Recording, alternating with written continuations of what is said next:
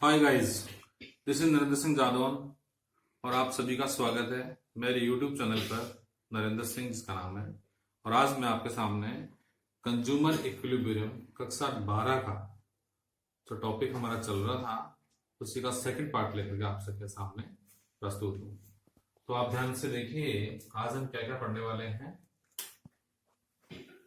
उपयोगिता और संतुष्टि, यूटिलिटी एंड सेटिस्फैक्शन, जिसको नॉर्मली एक ही चीज समझते हैं बच्चे, इसके बारे में हम थोड़ा सा डिस्कस करेंगे। दूसरा, उपयोगिता के प्रकार, यानी कि उपयोगिता कौन कौन सी प्रकार की होती है, कितने टाइप्स की होती है। तो बता दूं आपको, कुल उपयोगिता, सीमांत उपयोगिता, इसके बारे में हम थोड़ा सा ब्रीफ में पढ़ेंगे। तीसरा टॉपिक हम इसमें आज डिस्कस करने वाले हैं, कुल उपयोगिता और सीमांत उपयोगिता की जो रिलेशनशिप है, दोनों में क्या संबंध है उसके बारे में। तो मैं आपको बता दूं कि जो उपयोगिता और संतुष्टि है, थोड़ा सा अगर आप गौर करें तो इसके जो इंग्लिश के वर्ड है यूटिलिटी एंड सेटिस्फैक्शन, तो ये तो निश्चित है कि दोनों अलग अलग है, लेकिन आम बोलचाल में और इकोनॉमिक्स में भी, खासकर इस टॉपिक में, हम यूटिलिटी और सेटिस्फैक्शन को एक दूसरे का पैरेलल मानते हुए, बराबर मानते हुए या पर्यायवाची मानते हुए, सिमिलर मानते हुए पढ़ेंगे। लेकिन थोड़ा बहुत जो अंतर है वो मैं थोड़ा आपको उसको क्लियर कर देता हूं। उपयोगिता क्या है? उपयोगिता एक एक्सपेक्टेशन होती है किसी वस्तु के प्रति, किसी भी गुड्स या सर्विस की हम जैसे उसका यूज करेंगे तो उससे हमें कितनी सेटिस्फेक्शन मिलेगी, क्या हमारे लिए उसकी यूजेस रहेंगे। तो यूटिलिटी क्या है? एक एक्सपेक्टेड होती है, आशातीत होती है। जबकि जो सेटिस्फेक्शन है वो बिना वस्तु को कंज्यूम करे हुए, बिना वस्तु का उपभोग करे हुए सेटिस्फेक्शन नहीं मिल सकती। यानी हमें सेटिस्फेक्शन कब मिलेगी, या मैं कहूं कि हमको संतुष्टि कब प्राप्त होगी, तो वस्तु का उपयोग करने के बाद। फर्क समझ में आया बच्चों आपको? फर्क ये है, बिल्कुल सिंपल सा है, कि उपयोगिता किसी वस्तु का उपयोग करने से पहले, उपभोग करने से पहले भी हो सकती है। उसके बारे में एक एक्सपेक्टेशन हो सकती है कि इस वस्तु की उपयोगिता है, इस सेवा को यहाँ पर यूज किया जा सकता है, इसकी यहाँ यूटिलिटी है। परंतु संतुष्टि जब तक उस वस्तु का उपयोग नहीं होगा, जब तक उस वस्तु का उपभोग नहीं होगा, उससे संतुष्टि प्राप्त नहीं हो सकती। इट मीन्स जो सेटिस्फेक्शन है, जो संतुष्टि है, वो रियलाइज्ड है। उसके बाद हम बात करें किसकी? उपयोगिता के प्रकार की। किसकी? Types of utility. यूटिलिटी दो प्रकार की होती है, कुल उपयोगिता और सीमांत उपयोगिता। क्योंकि फिलहाल हम उपयोगिता को गणनावाचक मानकर अध्ययन कर रहे हैं, यानी उपयोगिता को फिलहाल हम क्या मान रहे हैं कि इसका कैलकुलेशन किया जा सकता है, इसको अंकों में भर दिया जा सकता है। तो कुल उपयोगिता क्या है? किसी वस्तु की विभिन्न इकाइयों से प्राप्त होने वाली जो उपयोगिता है, टोटल उपयोगिता, उसी को हम कुल उपयोगिता कहेंगे। अगर इसको हम सूत्र के रूप में लिखें, अगर फॉर्मूले के रूप में लिखें, तो इस तरह से लिख सकते हैं, TUN is equal to U1 plus U2 plus dash dash dash UN। क्या मतलब है इसका?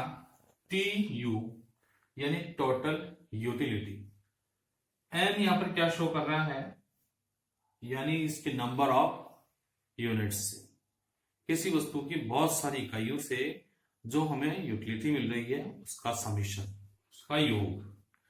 U1 किसी वस्तु की एक इकाई से प्राप्त होने वाली उपयोगिता। इसी प्रकार U2 वस्तु की दूसरी इकाई से प्राप्त होने वाली उपयोगिता। इस प्रकार से U3 U4 इस तरह से करते करते UN यानी लास्ट की जो इकाई है। सारी इकाइयों से जो उपयोगिता मिलती है उन सबको हम कैलकुलेट कर लेते हैं। कैलकुलेशन, उसका समीशन आने के बाद में, जैसे मान लीजिए कोई वस्तु है बनाना, क्या है? बनाना। हमारे पास दो पीस है बनाना के, एक बनाना के पीस से हमें 20 यूटिल्स के बराबर उपयोगिता मिलती है। यूटिल्स मैं आपको बता चुका हूं, उपयोगिता को मापने की, उपयोगिता को मेजर करने की जो यूनिट है वो क्या है, यूटिल्स है। यानी U1 एक केले का उपभोग करने से हमें कितनी उपयोगिता मिलती है, 20 यूटिल्स। दूसरे बनाना का यूज करने से हमें 18 यूटिल्स के बराबर यूटिलिटी प्राप्त होती है। इसको अगर हम यूं कहें कि टोटल यूटिलिटी क्या मिलेगी, तो हम क्या करना पड़ेगा, हमें दोनों का जोड़ करना होगा और ये कितना आएगा, 38 यूटिल्स। मैं जहां तक आशा करता हूं कि आप लोगों को टोटल यूटिलिटी फॉर्मूले के रूप में समझ में आ गई होगी। अब हम बात करें किसकी, सीमांत उपयोगिता। अभी टोटल यूटिलिटी में और भी चीजें हमको, कुल उपयोगिता में और भी बातें हमको डिस्कस करनी है। पहले थोड़ा सा मैं सीमांत उपयोगिता बता देता हूं आपको। सीमांत उपयोगिता क्या है कि किसी वस्तु की एक इकाई का उपभोग बढ़ाने से, किसी वस्तु की एक इकाई का उपभोग बढ़ाने से कुल उपयोगिता में जो परिवर्तन आता है, ध्यान दीजिए, किसी वस्तु की एक इकाई का उपभोग बढ़ाने से कुल उपयोगिता में जो परिवर्तन आता है वही सीमांत उपयोगिता कहलाता है। कैसे, और अगर इसको भी हम सूत्र के रूप में लिखें तो कैसे लिख सकते हैं बच्चों, MU, ये चीज अलग है, MUN is equal to TUN minus TUN minus. जो बच्चे बेसिक लेवल पे हैं वो इस फॉर्मूले को देख करके थोड़ा सा डर गए होंगे। इतना डरने की आवश्यकता नहीं, इट्स सो सिंपल। ये अभी समझ में आएगा, पूरी तरह समझ में आएगा। और कहाँ आएगा, जब हम कुल उपयोगिता और सीमांत उपयोगिता का रिलेशन पढ़ेंगे। जब ये टेबल हम समझेंगे तो आपके लिए ये मार्जिनल यूटिलिटी इतना आसान हो जाएगा, सीमांत उपयोगिता इतना आसान हो जाएगा जितना आपने सोचा भी नहीं होगा। फिर वापस से मैं कुल उपयोगिता पे आता हूं। कुल उपयोगिता की एक विशेष बात क्या है, जब हम गणनावाचक विश्लेषण की बात कर रहे होते हैं, उपभोक्ता के व्यवहार का हम अध्ययन कर रहे हैं और उसमें गणनावाचक विश्लेषण का अध्ययन करते हुए कुल उपयोगिता की बात करते हैं, तो उसकी खास बात क्या है कि जैसे जैसे हम वस्तुओं का उपभोग बढ़ाते हैं, जैसे जैसे हम किसी वस्तु की इकाइयों का उपभोग बढ़ाते हैं, तो एक वक्त ऐसा आता है जब कुल उपयोगिता अधिकतम हो जाती है, मैक्सिमम हो जाती है, और उसके बाद भी हम वस्तुओं का उपभोग बढ़ाते हैं तो कुल उपयोगिता फिर क्या होनी चाहिए, डाउन होना स्टार्ट हो जाती है, कम होना स्टार्ट हो जाती है। वह बिंदु जहां पर कुल उपयोगिता मैक्सिमम होती है, यहां पर मैं थोड़ा सा लिख देता हूं, वह बिंदु जहां पर टोटल यूटिलिटी क्या हो जाती है, मैक्सिमम हो जाती है, यानी अधिकतम हो जाती है, उस बिंदु को सैटिस्फैक्टरी पॉइंट कहते हैं।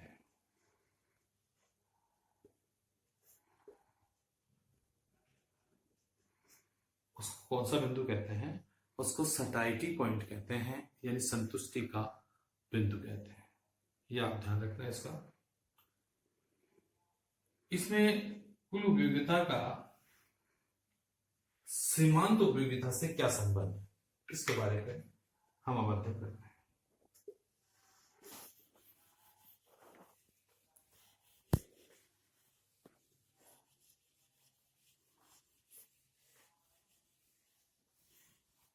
देखिए,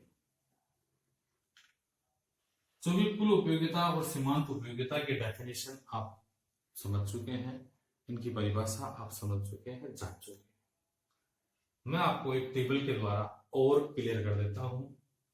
मान लीजिए कोई उपभोक्ता केले की विभिन्न इकाइयों का इस प्रकार से उपभोग करता है, 0 यानी कोई उपभोग नहीं, 1 2 3 4 5 और 6, यानी उसने सबसे पहले कोई केला नहीं खाया, तब उसकी कुल उपयोगिता क्या होगी, 0 क्या होगी, जीरो होगी टोटल यूटिलिटी, कुल उपयोगिता।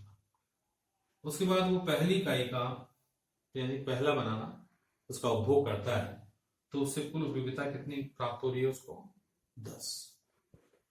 उसके बाद वो दूसरा बनाना खाता है, बनाना उपभोग करता है तो उसे कुल उपयोगिता कितनी मिलती है 16 मिलती है।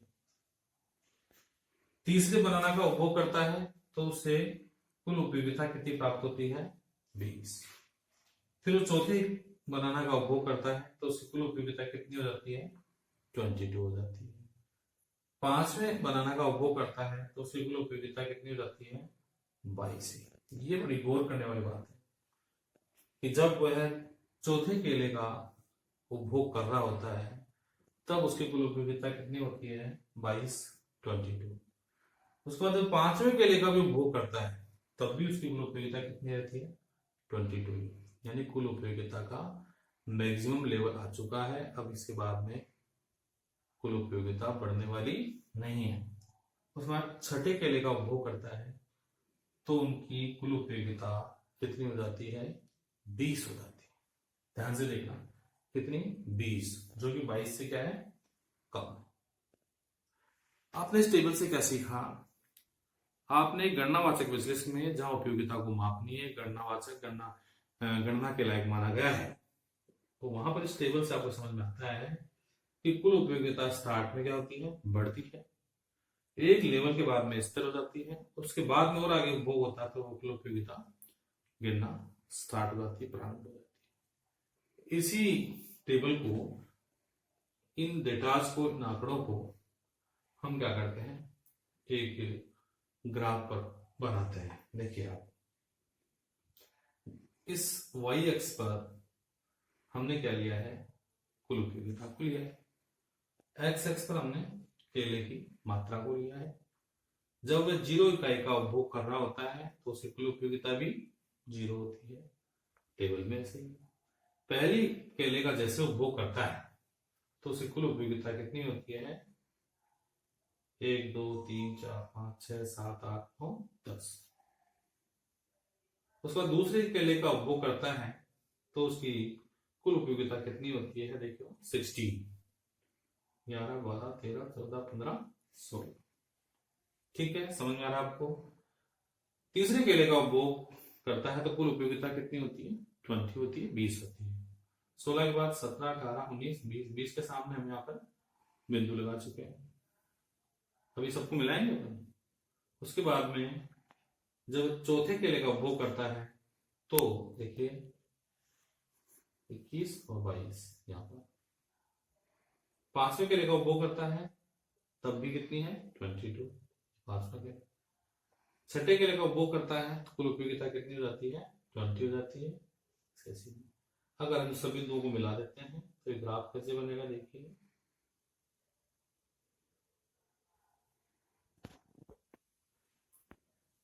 बहुत ईजी है, बहुत आसान है, आप भी इसको आराम से बना सकते हैं।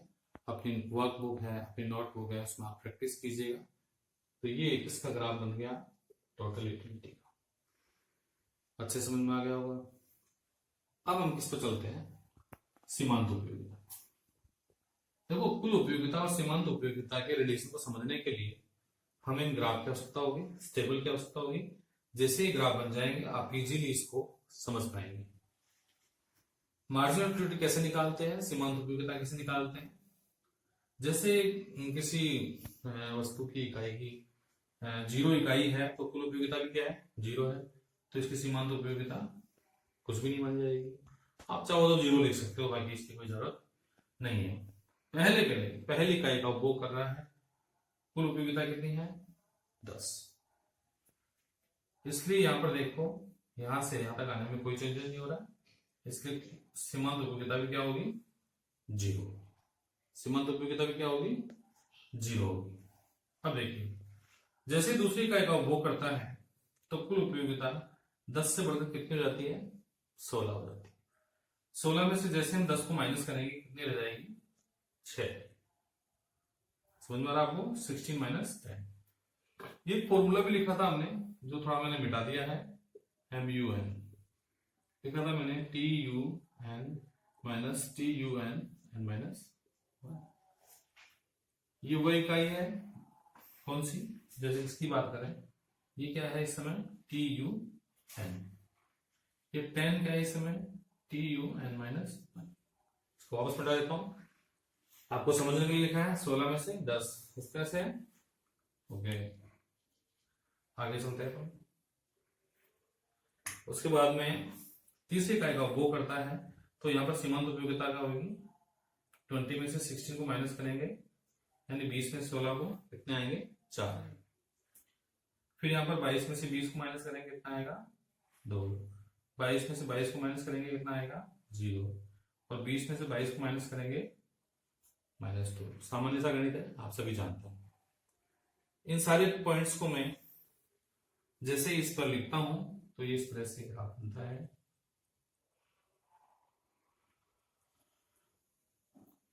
ये बनता है मार्जिनल यूटिलिटी। इस पे हमने किस तरह से बनाया था देखिए आप, ये एक्स एक्स है, ये वाई एक्स है, ये माइनस वाई एक्स। ये सामान्य से रूल से जो आप जानते होंगे, इस ओ बिंदु से नीचे की तरफ जाते हैं तो जो संख्या है नेगेटिव हो जाती है, -1 -2। ये इसलिए बनाया क्योंकि हमारे पास सीमांत उपयोगिता में -2 था। अब देखिए इस ग्राफ को अब समझते हैं।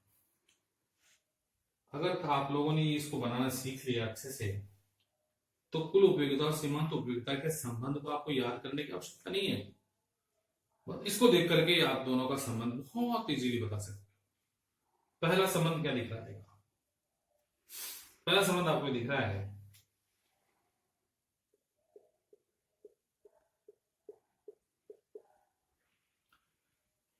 ये कौन सा बिंदु है, जहां पर कुल उपयोगिता अधिकतम है, जहां पर कुल उपयोगिता अधिकतम है, उसके नीचे देखिए उसी बिंदु पर सीमांत उपयोगिता यानी कि मार्जिनल यूटिलिटी क्या है 0। इसको कैसे लिख सकते हैं, वह बिंदु जहां पर टी यू क्या है मैक्सिमम है, क्या है मैक्सिमम, वहां पर एम यू क्या होगा 0 होगा। इसको याद कर लेना, समझ लेना, बहुत एग्जाम्स में आता है। वह बिंदु जहां पर कुल उपयोगिता अधिकतम है, वहां पर सीमांत उपयोगिता क्या है 0। पहला संबंध बहुत इंपॉर्टेंट, हमेशा याद रखने का। दूसरा देखिए, उसके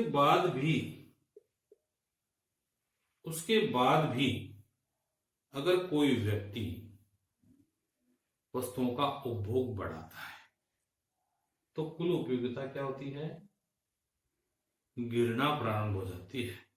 क्या हो जाती है, गिरना प्रारंभ हो जाती है। जैसे ही कुल उपयोगिता गिरना प्रारंभ होती है, वैसे ही सीमांत उपयोगिता क्या हो जाती है, नेगेटिव हो जाती है।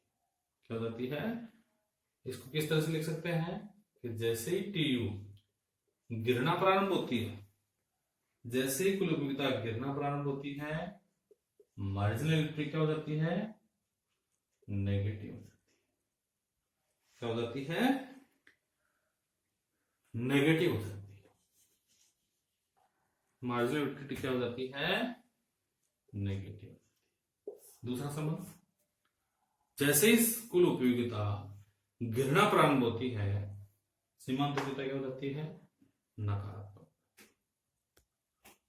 उसके बाद एक चीज और हम सोच सकते हैं कि जो शुरुआत में आप क्या देख रहे हैं, कुल उपयोगिता क्या हो रही है, बढ़ रही है।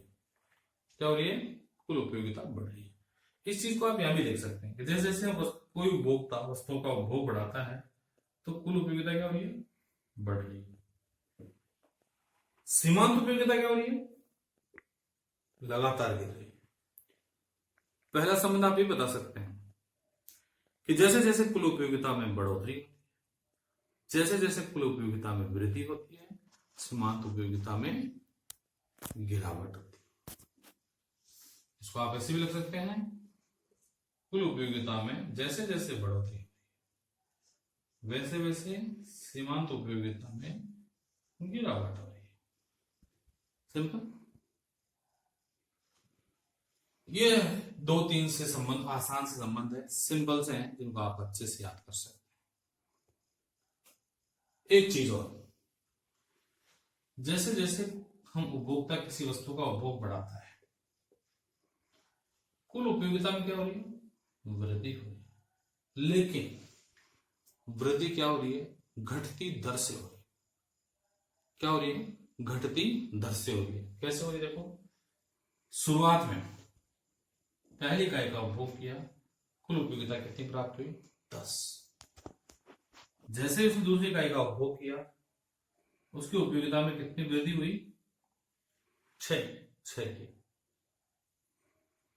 तीसरी इकाई का उपभोग करता है, कितनी वृद्धि होती है? केवल 4। उसके बाद में 2, 0, फिर माइनस। यानी कि कुल उपयोगिता में वृद्धि तो हो रही है, लेकिन घटती हुई दर से हो रही है। देखो आप ये ग्राफ चढ़ तो रहा है, लेकिन ऐसे नीचे की तरफ आता जा रहा है, और एक बिंदु आने के बाद में क्या हो जाता है? ठीक है, तो बच्चों आज आपने क्या पढ़ा है? उपयोगिता और संतुष्टि में के बारे में पढ़ा है। हमने समझा है कि उपयोगिता और संतुष्टि अलग अलग होते हैं, परंतु इस टॉपिक में उपयोगिता संतुष्टि को दोनों को एक माना है। उपयोगिता के प्रकार पढ़े, कुल उपयोगिता और सीमांत उपयोगिता। कुल उपयोगिता और सीमांत उपयोगिता में संबंध पढ़ा अपन, और मुझे विश्वास है, आशा भी है कि आपको ये टॉपिक अच्छे समझ में आया होगा। तो सभी से लास्ट में कहूंगा कि आप चैनल को सब्सक्राइब करें, लाइक करें और ज्यादा से ज्यादा शेयर करें। थैंक यू बच्चों।